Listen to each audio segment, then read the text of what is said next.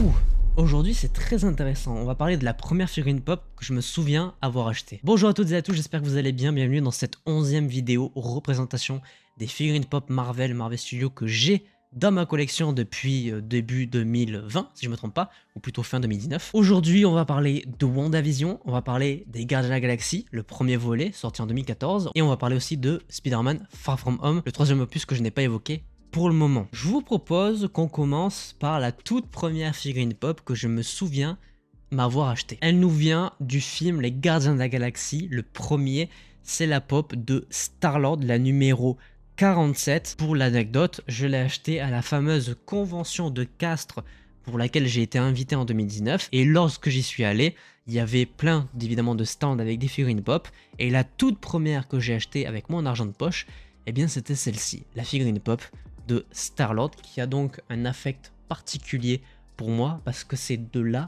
que tout part, c'est de là que ma passion pour les figurines pop démarre, et je suis trop content parce que vraiment pour l'époque elle était pas chère. Aujourd'hui elle est un petit peu plus, surtout que là il a la version avec le masque. C'est un beau symbole quand on voit un petit peu la gueule de ma collection à l'heure actuelle. Mais voilà, concernant cette figurine pop là, une belle aventure, une belle histoire. Vu qu'on parle de ce film, autant continuer. Voici la deuxième figurine pop que j'ai achetée du film Les Gardiens de la Galaxie. C'est évidemment la figurine pop de Thanos, parce que oui, Thanos fait une petite apparition dans le film avec Ronan notamment. Voici la boîte d'ailleurs, vous voyez un petit peu le visuel derrière des différentes Funko qui sont disponibles. Elle est dans un très bon état, mais il y a une petite rayure bleue comme vous pouvez l'apercevoir juste ici.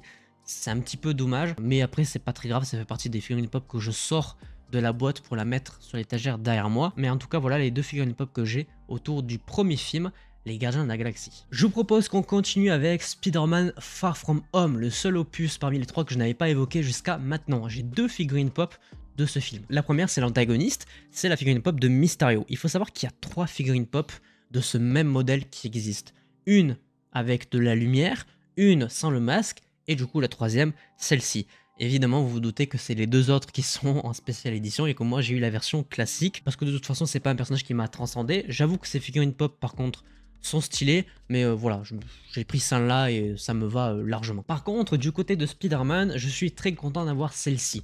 J'ai la version spéciale édition avec les lunettes relevées de sa tenue invisible, je crois qu'elle s'appelle comme ça, qu'il a lorsqu'il est à Londres pendant l'attaque, je crois, de l'élémentaire d'eau et de feu. C'est de très loin la Funko Pop la plus chère de ce film-là, donc je suis très content de l'avoir. Et en plus de ça, je la trouve stylée. Pour le coup, ça change un petit peu des Funko de Spider-Man de base, et en plus spéciale édition, ça fait toujours plaisir. Voilà concernant Spider-Man et les Gardiens. Maintenant on termine cette vidéo avec toutes les pop que j'ai sur WandaVision. On commence par les deux personnages en version Halloween. Évidemment chacun a eu sa version puisqu'il y a un épisode qui était dédié à cette partie là. Donc on a d'un côté le Vision avec le costume, le premier costume originel des comics. J'avoue, il est assez ridicule. Et pareil du côté de Wanda, c'est la première version, le premier costume qui apparaît dans les comics. Et c'est même sa toute première apparition tout court. C'est évidemment un joli clin d'œil aux comics. C'est deux figurines pop que je trouve très marrantes. Celle-ci est particulièrement stylée.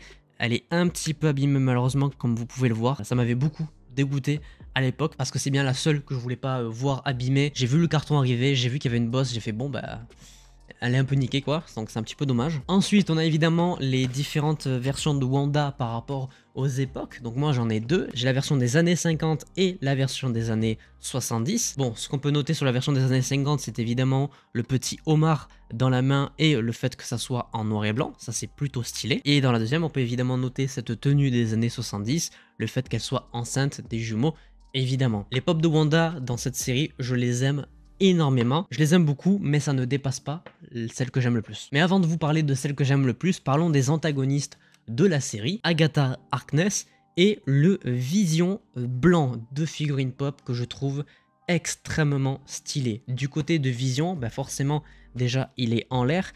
Il y a cette petite partie presque dorée qu'on peut apercevoir sur le costume qui est très stylé. Le fait qu'il soit complètement blanc avec la petite partie bleue sur le visage. le fait qu'il soit en l'air. Bref, une Funko Pop qui a tout pour être très stylée. Il y a une autre version de celle-ci qui existe avec une version glow in the dark, donc ça doit être très stylé à voir dans le noir. Et du côté de Agatha, je dois avouer que c'est une Funko Pop qui me surprend beaucoup parce qu'il y a énormément de couleurs sur sa tenue et je la trouve un petit peu compliquée. Ce qui me fait penser que vraiment les mecs ont dû en chier pour faire ce design là. Et du coup je l'aime beaucoup, j'ai hâte de voir un petit peu ce qu'ils vont faire sur les designs de sa série à elle qui sort là en fin d'année. Ça peut être très stylé. Et donc évidemment pour terminer cette vidéo, ma Funko Pop préférée du programme WandaVision, c'est évidemment la Funko Pop de Scarlet Witch en mode position astrale qu'on peut apercevoir à la fin de la série dans la scène post-générique pour teaser le deuxième opus de Doctor Strange. C'est pas ma préférée de Wanda, c'est la deuxième parce que la première vient du film Endgame, mais celle-ci est quand même très stylée. Le côté bordeaux qui est ma couleur préférée, j'avoue j'ai craqué. Petite anecdote sur cette pop avant de terminer cette vidéo, c'est la pop que j'ai commandée qui a mis le plus de temps à arriver. J'ai attendu 10 mois. Je l'ai commandée sur Pop in a Box, je crois en mars 2021 et je l'ai reçue de mémoire en janvier 2022. J'ai attendu extrêmement longtemps, j'avais jamais attendu aussi longtemps pour une Funko Pop, mais quand on voit le résultat, franchement, ça va, je suis pas dégoûté. Voilà toutes les figurines pop que j'avais à vous présenter sur ces 3 petits programmes. On arrive donc à la fin de cette 11e vidéo représentation, il n'en reste plus que 4. Après, on repartira sur des Funko qui sont toutes inédites. Je vous donne évidemment rendez-vous dans 2 semaines pour une vidéo sur les Gold Edition que j'ai dans ma collection. Évidemment, en attendant, j'espère que celle-ci vous aura plu. N'hésitez pas à laisser un petit pouce bleu si c'est le cas, à vous abonner, activer la cloche pour ne pas manquer les prochaines vidéos. Et sur ce, portez-vous bien. C'était votre Captain. À la prochaine.